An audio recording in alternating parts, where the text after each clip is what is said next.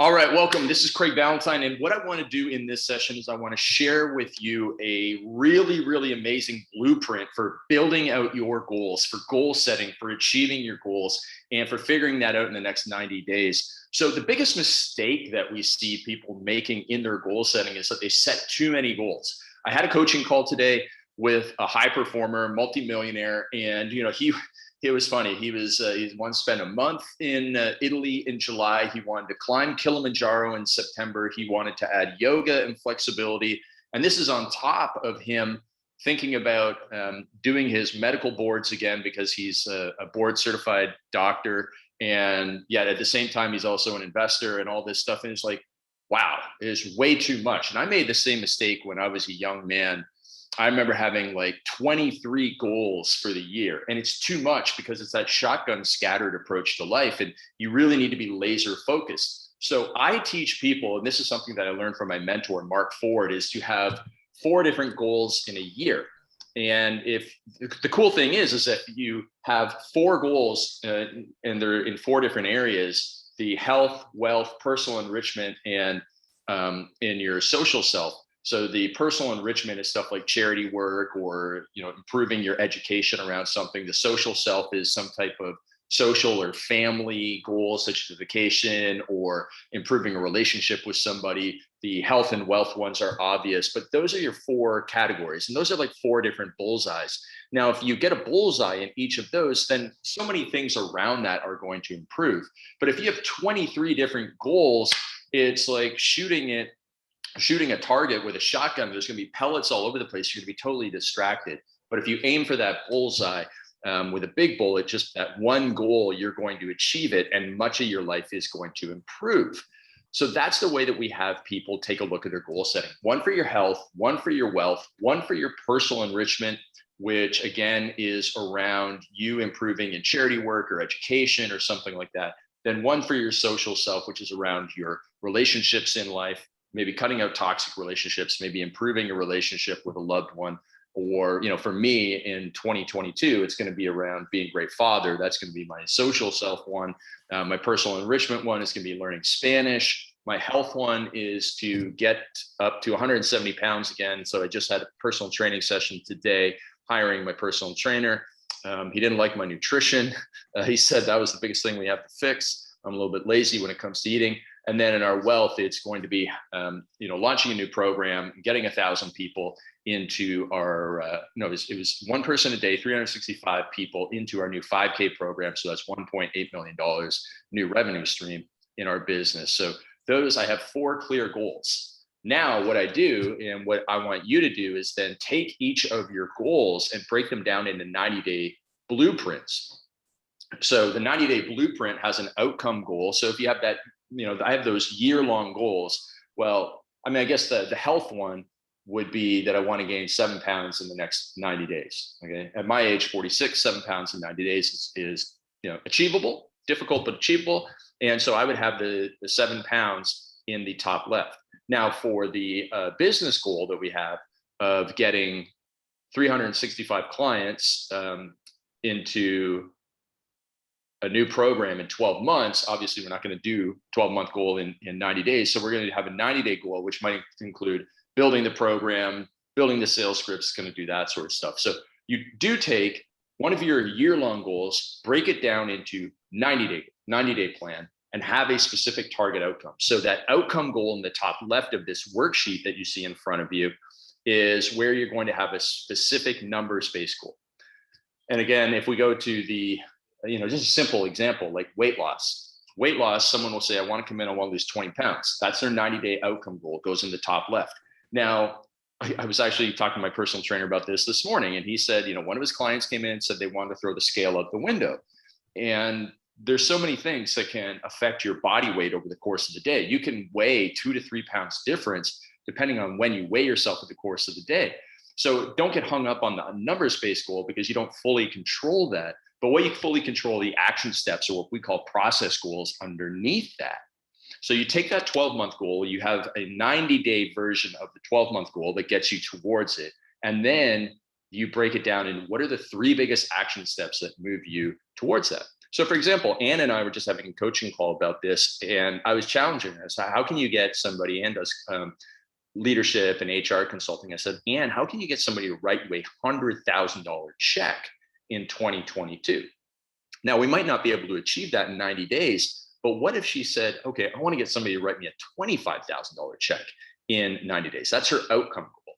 Now, she might get a $25,000 check. She might get a $50,000 check. She might get a $15,000 check, but she doesn't control that. What she controls are the process goals underneath, which might be that it's what we just talked about in our coaching call was we're going to have her build out her process. So her process for her HR, her HR expertise that she's been building up over the time that she's been in business, which separates her from everybody else. And now this is Ann's system.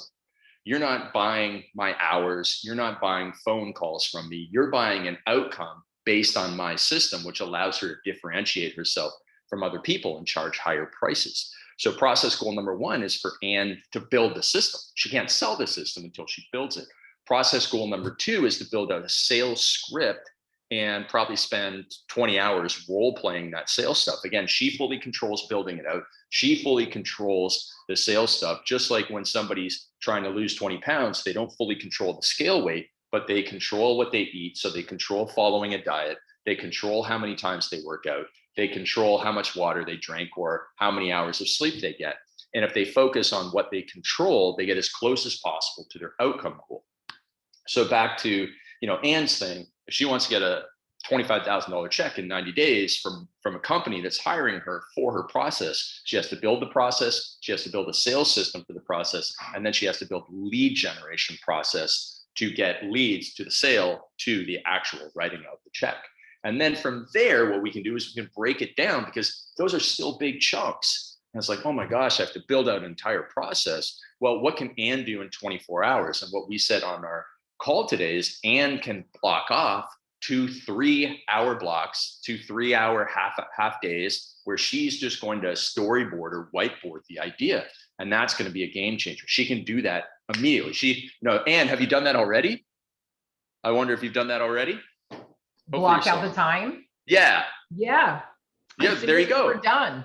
Yeah. So you've already got a victory. So when somebody gets with the 24-hour to do, that's exactly what we want. We want that woohoo. We want that momentum and that motivation because whether you're climbing Mount Everest or whether you're running a marathon or whether you're training for a marathon, that doing that first thing, that first step, that first workout, that first mile, that gives you the momentum and motivation to keep going because you've got a bit of dopamine running through you from having the victory. So everybody listening, what you're going to do is you're going to take the outcome goal, put it in the top left. Outcome goal is numbers-based goal. Then build 3 process goals underneath that. Then we break it down into what can I do immediately within 24 hours before the end of today, before I put my head down on the pillow tonight, what can I do that moves me ahead? And often this will be doing something on the calendar. It'll be contacting somebody that, again, gives you a victory. You've got progress on it because too often we don't move ahead on a goal because it just seems like an insurmountable, huge, elephant to eat. But the cliche is you got to eat an elephant one bite at a time. And we want to get a bite done today. Then you do the same thing. What can I get done tomorrow that moves me ahead? And Ann might do a brainstorming session for 20 minutes. She might call a meeting with her team and say, hey, what do you guys think are the 2 or 3 most important parts of our process? She might talk to a couple of clients that just absolutely love her and get some feedback on it. Or she just might write down some of her best social proof, her best success stories that she'll be able to use to build up this process. What was it that I did for them? What results did they get? And what were the things that got me to get the results? Then 72 hours, then 7 days, and 14 days, 21 days, 28 days. The further out you go, it becomes a little bit more difficult to do day by day, but you start to see what you can accomplish in 28 days towards that 90-day goal, which time collapses and time compresses. And you actually in 90 days, I can probably get this done in 35, 45, 60 days because we want to move that 90-day outcome goal over to the championship spot on the far right. So I'll walk you through the personal 90-day blueprint. This is something I created last year that I achieved. So the 90-day outcome goal was a 2-week blackout for the wedding that I had. My wife and I got married. So we want to take the time off. We want to escape from work. We want to be able to be present with our family. For me, taking time off work, and because I love my work, I blended my work into my life through Instagram, through email, through calls with people.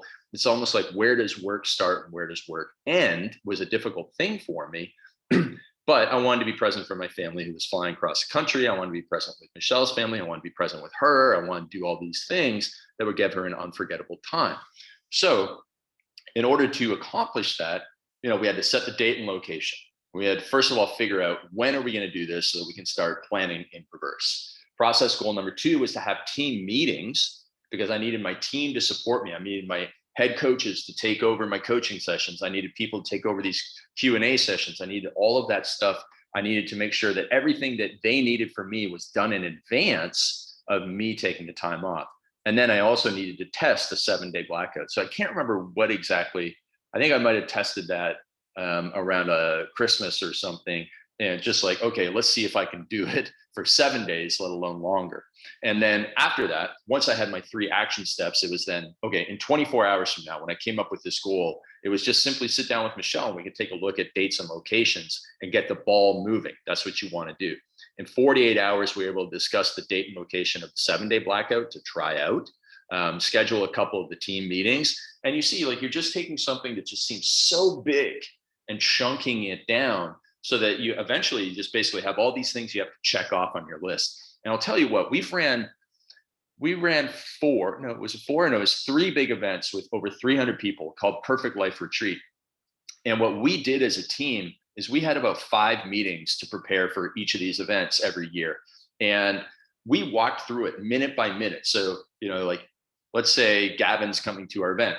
So Gavin flies from Winnipeg to San Diego for the event. As soon as he lands, he's going to go to the hotel. When he gets to the hotel, is he going to know where to go and register? Where do we need to put that information? And then when he gets to registration, what are we going to have for him? What are we going to have for him in the goodie bag so that he immediately feels like, wow, I got some value and I haven't even started the event yet because the goodie bag is so full of stuff. So what sponsors do we need to go and get? What can we put of our stuff in there? And who will be in charge of it? Who will be assigned to checking him in? Who will be assigned to giving him the goodie bag? And we walked through minute by minute by minute for 4 days. So that when people came to our event, they said, this is the best organized event I've ever been to. Your snacks are amazing. We really focused on snacks because everyone loves good snacks in an event. And people said, wow, your event actually runs on time, because I don't know if you've ever been to a seminar or a conference, hardly anybody can keep the trains on track on time. They're usually like an hour behind by lunch on the first day.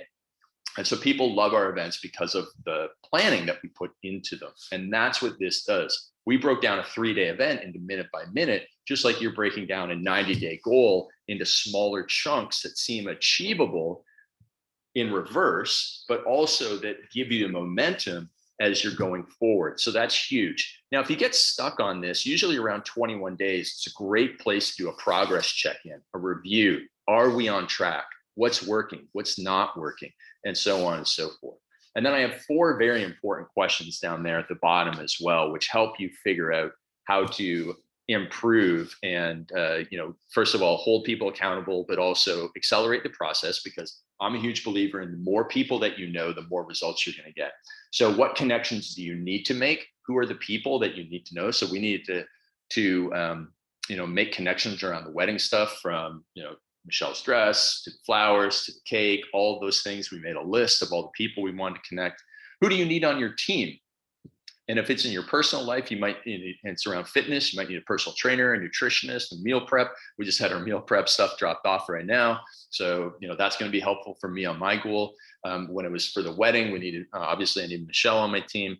I needed we didn't get a full-time wedding planner, but we got some help from the event space. And then I need my head coach, Daniel, to take over my duties. The next question is super important for any meeting that you do in your business, any goal setting that you do, any major project, is who does what by when?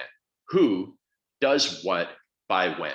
This is where you assign a responsibility and accountability, because oftentimes many people go to a meeting and it's kind of up in the air. It's like, oh, I think Jenny's doing this, so I'm not going to do anything. But Jenny's thinking, oh, you're doing it, and it doesn't get done. It falls through the cracks. People drop the ball, and the next thing you know, it derails the entire project. So you need to have very clear communication around who does what by when.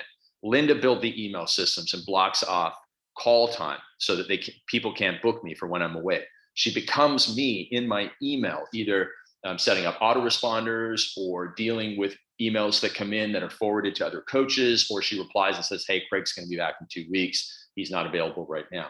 We then brought on our head coach before a certain time so that they could be trained up. And we got in Daniel, who's an amazing coach. And it was all very clear who does what by when. Just like, we knew who was going to do the ceremony. We knew who was going to do the catering. We knew who was going to do that, when they were going to do it on the big day. You need that from your team as well. And then finally, what accountability do you need to follow through? We needed team accountability for me by announcing it to my team so that they held me accountable to getting the heck out of the business. And for you, it's going to be your coach. It's going to be me or Daniel or Ron or Gavin, somebody on our team holding you accountable to achieving your goals. So that, you want to take a screenshot of that personal 90-day blueprint, or just, scribble it down. This is how you build out the personal blueprint for your personal goals. You also do it for your professional goals. If I just scroll up here, we've got our 90-day professional goal as well. You can see, you just go through it, you build that out. That's an incredible system for creating and achieving your goals. You've never done anything like this before, and that's why you've never achieved your goals before. It is a game changer. All right, so let me know what you think of that one. Drop me something in the chat or comments. And we have a 90-day, we have this these little worksheets available to our coaching clients, but also I think that we have them if you go to earlytorise.com, or if you Google earlytorise.com and 90-day blueprint, I think you'll be able to find this. It also comes with the Millionaire Morning Routine. So there's plenty of places to get it, and it will change your life. It might even be in the Perfect Week formula, or no, it's in Unstoppable, my book, Unstoppable. So you can grab that at craigballantyne.com/free books. All right, guys, thank you so much for listening to me rant and rave there. Now I'm going to open it up to everybody here. If you have questions or comments, drop them in the chat. Would love to hear how I can help you guys. Okay, anything goes. Ask me anything about your business, routines, productivity, habits, whatever it is. You can either type it in the chat or just unmute yourself and fire away. I know Sam's always got questions. Gavin's on here, who's our new coach. So everybody say hi to Gavin McHale. He's another Canadian from the fitness industry background, but also has done business coaching, and he's going to come on and be a complement to Daniel and Ron on the team. So we continue to expand our coaching reach and expertise, and he'll be doing some of these Q&As in the future as well. So, all right, over to you guys. Anything goes. Let me know. Can I jump in here real quick? Yeah, for sure. Cool. My name is Nate Palmer. I'm a fitness coach in Arizona.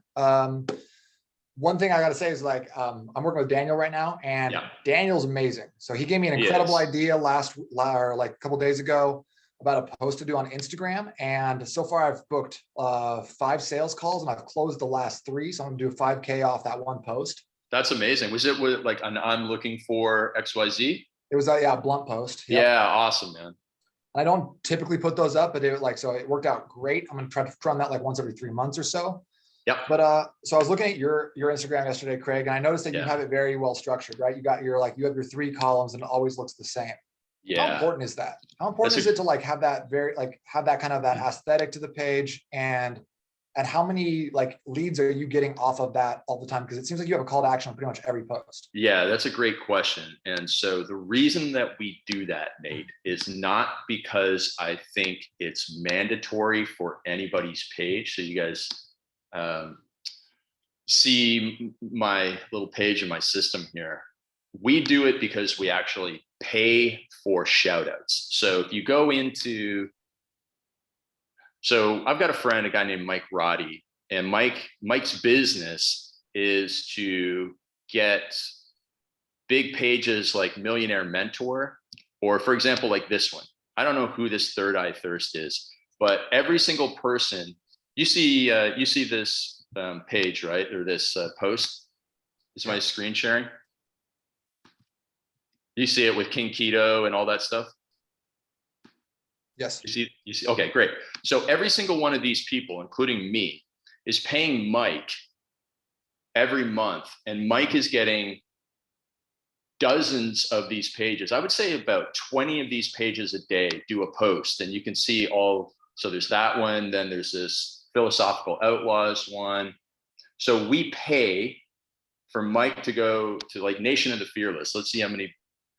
So there's 277,000 followers. I don't know who owns this. Mike, my friend Mike, knows who owns this, and he has this network. He takes all of us influencers out to these networks, and then they do those posts that send people back to grow our follow. It's not cheap. It's not something that I would recommend to anybody here. But the reason why our page looks like it does is because those pages won't link back to us unless our pages look like that. So if you go to Brandon Carter's page, which is King Keto, it looks like mine. It's got the same 3 columns, and pretty much every single person that is on that list that I showed you will have a page like this, because those big pages want to be sending traffic to pages that look like this. So that, Nate, is why it looks like that. I didn't love it when Mike said that's how my page has to look, because I didn't have it like that before. And I know from personal experience that it didn't matter in terms of generating leads. But so then I was like, man, he doesn't like me posting those blunt posts anymore. So I needed to come up with a new version of the blunt post, which was then in this middle column. So this is one of our most effective ones that anybody can use. I think that my team creates this in Adobe Premiere. So I don't know how the easy way to do this, but if someone, I guess you could probably just take screenshots or something, like make them in your stories. They're not going to be as nice, but they're still going to work. People love these kind of rags to riches or like for, hero's journey type posts. So here I was, so basically I sucked, just like you feel you suck. I suck too. And here's how bad I sucked. And then I did something that helped me stop sucking. And you can stop sucking too, essentially. I don't mean to be like vulgar or anything, but people love these stories. That's why we watch Rocky, and that's why we watch movies where it's like, hey, I can relate to going through hard times, and then the underdog wins. So this is like my underdog wins post, and we generate a lot of leads. Sometimes we'll get 50 or 75 leads from one of these things. A lot of them are not qualified. And that's what you have to understand when you're going through Instagram, is that you're going to get a lot of people who either think that what you're doing is free, even though you never mention that it is free. They either think it's free, they have no money. Just by the nature of my business, I get a lot of people from Asia, Southeast Asia, India, Pakistan, who have no money, and they're 18-year-old kids. And the thing is, when they send us a message, we always send them a link to get some free stuff. I try and leave everybody better than I found them. So we sell on this one. We still get a few. We'll probably get like five messages a day with millions. Now that could either be from the post or it could be from my bio. I think my bio has millions in it too. So we get about 5 millions a day. And but the cool thing is we get a couple of good quality leads every day. I think you came through here, right, Nate? Or did you come through something else? I've been following you since turbulence training. So. Oh, cool, man. Yeah, that's awesome. I messaged with you on Instagram, or I think it was you. Yeah, it was definitely me. Maybe not all of the first message, but eventually it was. And so, man, the number of people that have become business coaching clients that bought one of my workout programs 10 or 15 years ago it's insane. It's insanely awesome. I will say that. So long story there, Nate, to explain why the page looks like it does. And then the 3 columns are essentially separated into, the left hand is viral. We want to get 1,000 plus likes. So this is probably like an average one here. And not only do we want to get like 1,000 plus likes, we want to get, this is pretty good, 500 saves. So that little flag thing on the right, 502, that's 502 people saved this. And Instagram really likes it when a post is saved. And then the little paper airplane, I guess is how you would describe it. 130 of those are shares. So I don't know if people shared it in their story or put it on their own page or shared it to a friend. I'm not sure exactly how that counts, but that's the type of post. Like this post was slightly above average. The one that we put up today was not slightly above average, so it's kind of slightly disappointing. This one bombed. I'll admit, I will post a bomb once in a while, and this one really sucked. But this one here, I've ran a couple of times, and it's been a home run. So once in a while, I get it right.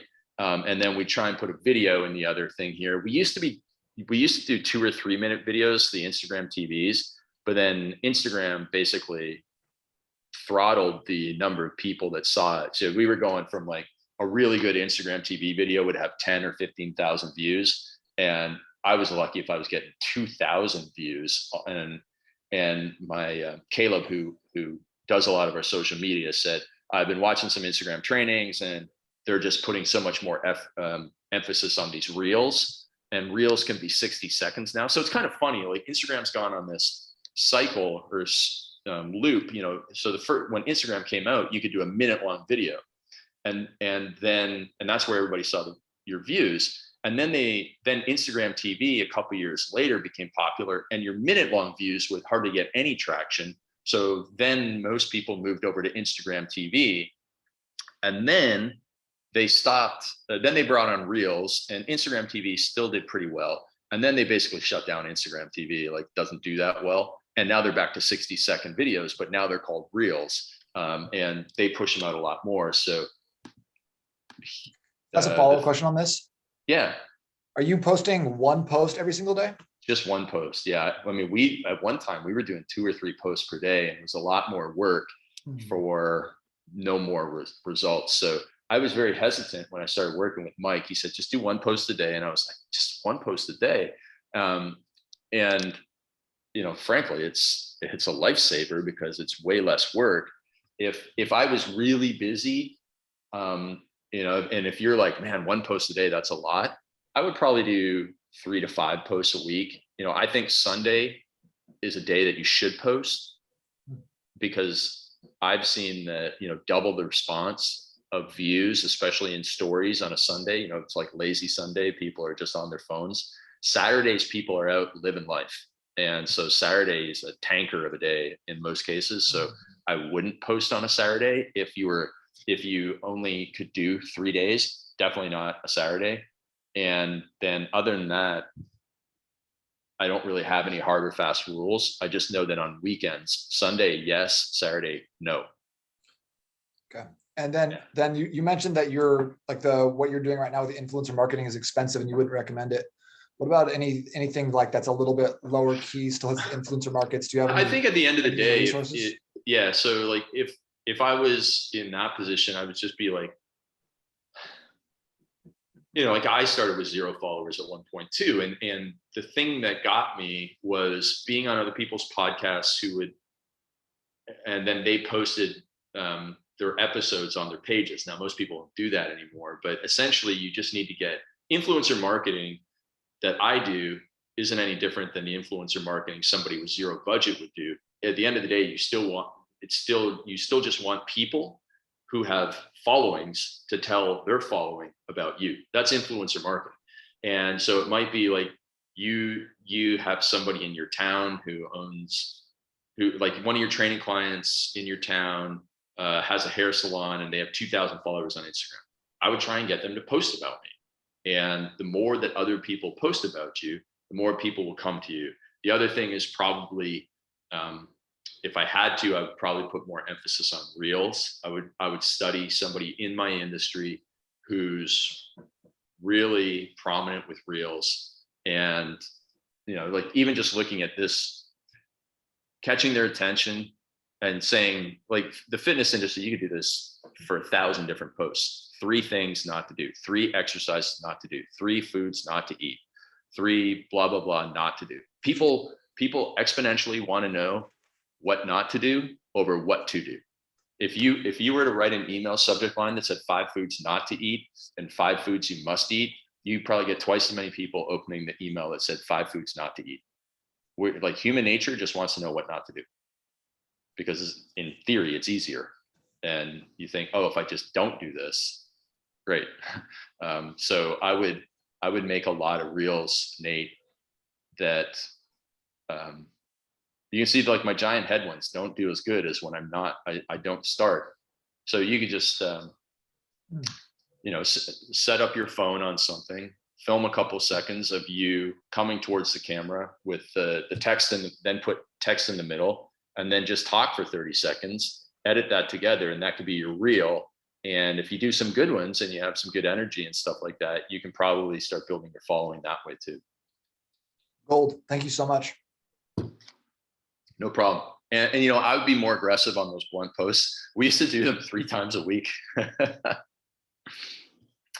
I know we do have one going out today. So when Mike told me to stop doing them, because he said the pages won't like it if you have those kind of blunt post things, which are essentially, if anybody's ever seen these, they're like, I'm looking for 5 people that want to do X, Y, and Z. So I was like, man, I just can't not do them. Like, I'm addicted to doing them. And so in about, I would say, an hour or 2, we will have a blunt post go up. So on these, we call the video day, we call it, the middle one is a Twitter text post. And then the one on the left here, this is a viral post. So whenever we have a viral post on this day, later on in the afternoon, we put up a blunt post, but we only leave it up for 12 hours and then we archive it. So it's not on our, what do they call this? A grid, right? It's not on the grid for any longer than 12 hours. And we still get a bunch of good leads from it. So it kind of like I'm cheating the system, but I'll do that once or twice a week still. Now, I don't think that you should do blunt posts once a week, but what you could do, Nate, is you go back to that one and just archive it. Don't delete it.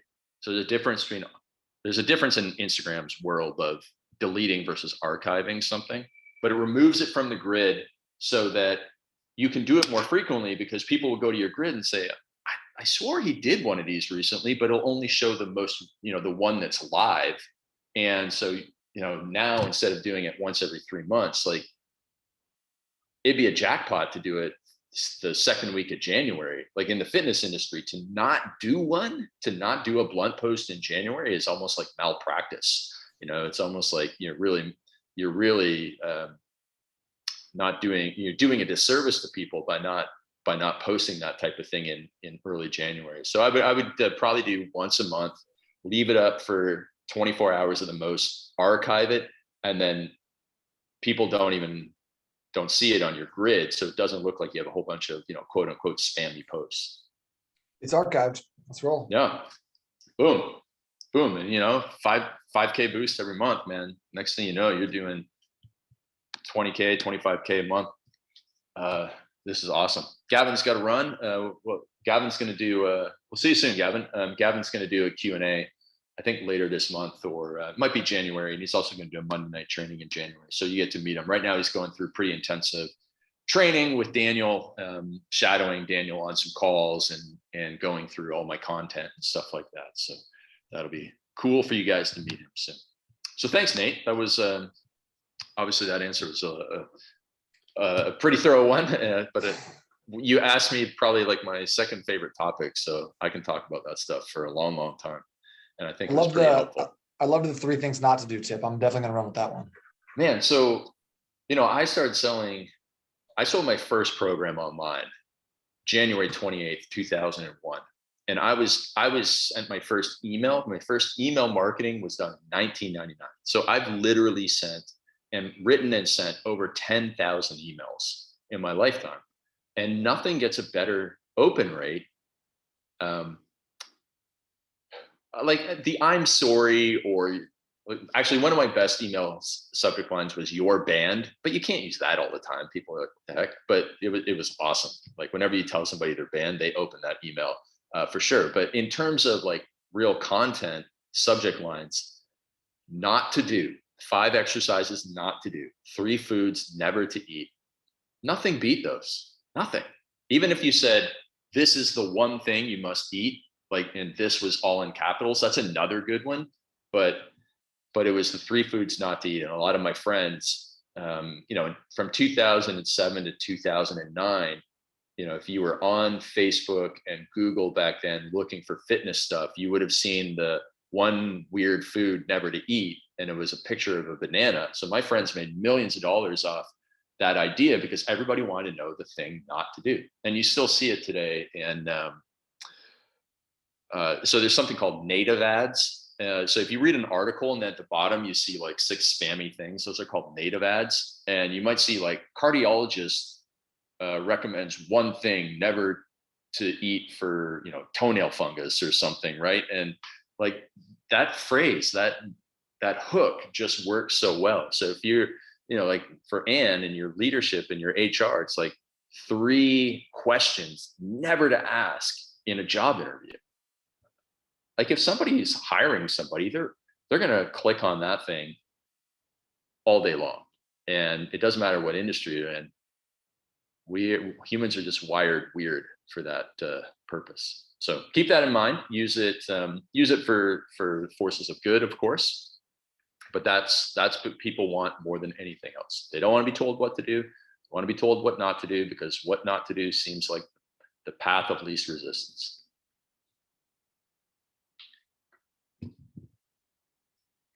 And then you can break it down a million ways, right? 3 fruits never to eat, 3 leg exercises never do, 3 ab exercises never do. I've got many articles online, like the 7 ab exercises not to do, or 3 ab exercises. I use that over and over again. I probably got YouTube videos on it too.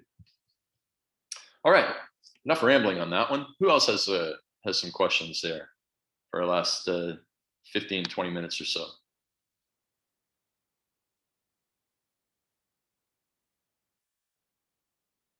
Come on, you guys got something.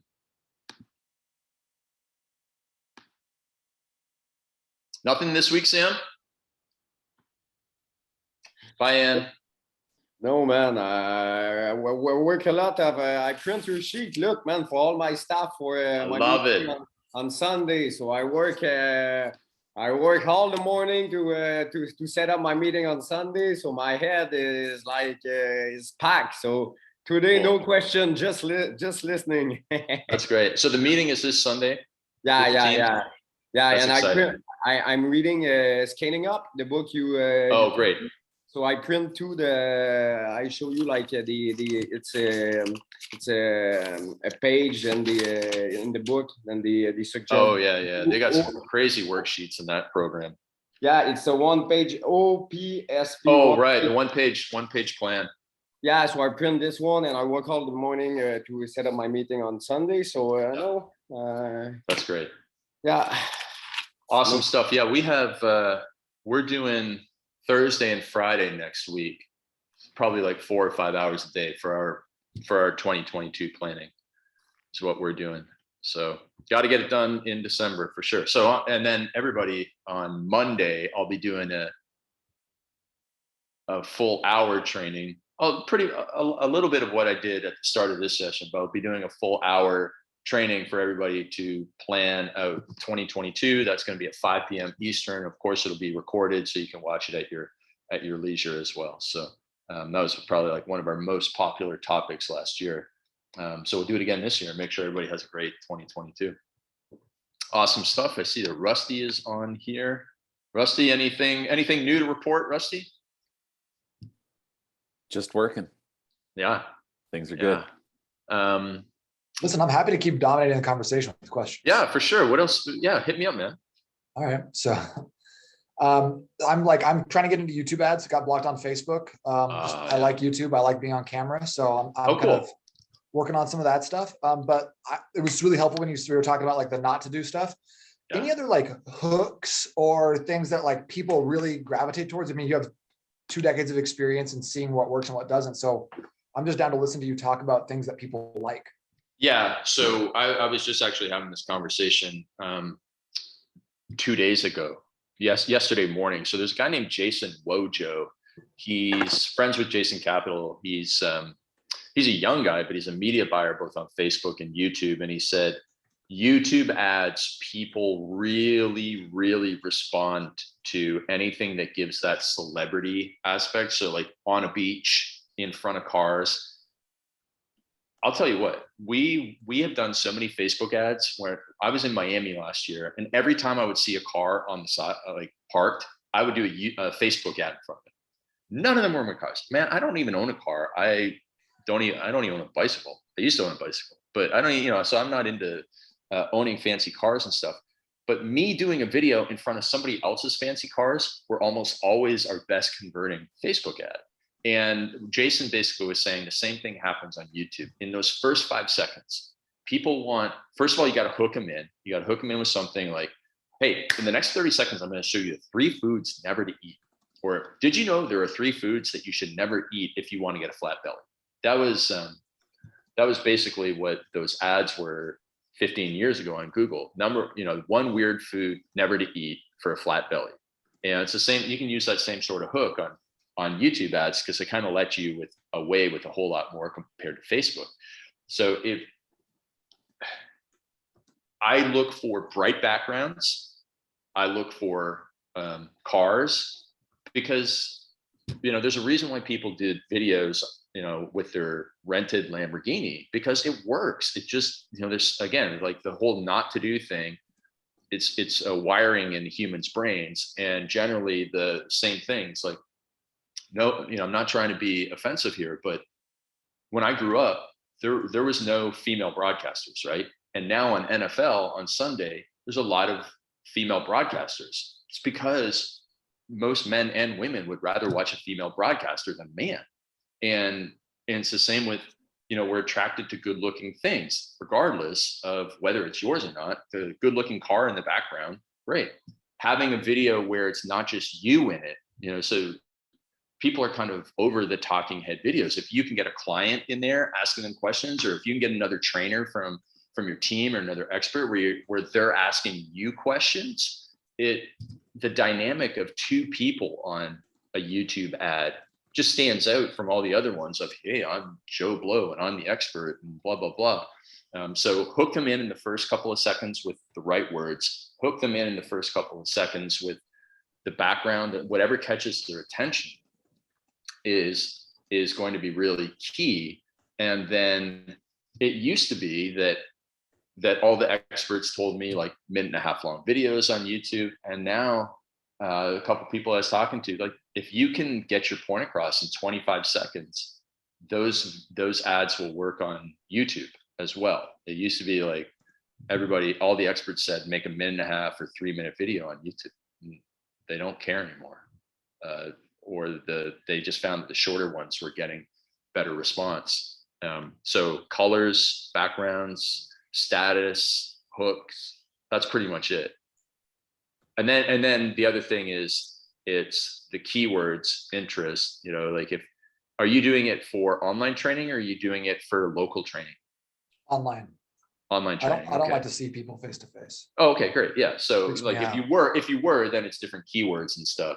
But then it's looking for, you can target specific videos. You could, so it's like, okay. When you're doing that, should you like try to do like keywords and demographics and then also like the placements? Or when you're doing ads, should you go like, this video goes to placements and we test it, this video goes to a keyword and we test it? There's a lot of options, right? Here, we have a training coming up. Clinton's not on here. We have one of our clients, Clinton, his last name is hard to pronounce. He's doing a training middle of December on YouTube ads. He would be able to answer that. I'm good on the creative side. I don't have experience on the targeting side. That's why I kind of hire that out to other people. So you can email me that question and I can pass it on to some of our experts, but I wouldn't be able to answer that myself right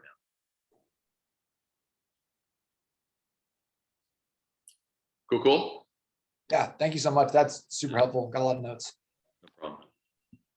Just watch, I'm about to blow up on YouTube. You're looking at like the next most popular guy in front of my Ferrari. There you go. All right, cool. Who else has a question?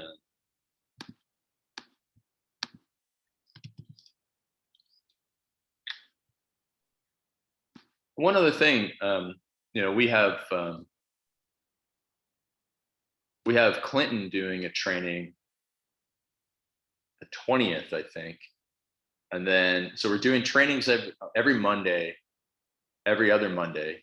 But if somebody has an area of expertise and wants to share something, we're happy to take that. So if you want to, somebody here was like, hey, I'm an expert in running a business with three kids. And Ron's done a couple trainings on that too. So always happy to hear that.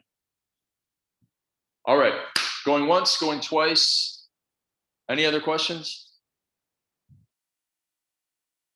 All right, good stuff, guys. Let's wrap it up there, and we shall do this again next Thursday. So thanks, everybody. Again, see you on Monday for my training session. Monday, 5 p.m. Eastern. We're going to do 2022 planning, go deeper, be able to review people's plans and stuff so that everybody's going to crush next year. All right. Thank you, Craig. No problem. Thanks. No problem, guys. We'll see you all Thanks, very Greg. soon. See you, Rusty.